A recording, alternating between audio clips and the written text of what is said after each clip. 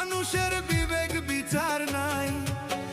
মানুষ হইলে হয় না মানুষ, মানুষ হইলে হয় না মানুষ, বিবেকই যদি নাই থাকে।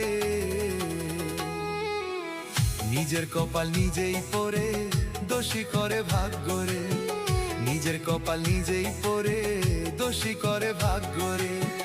মানুষের মনুষ্যত্ব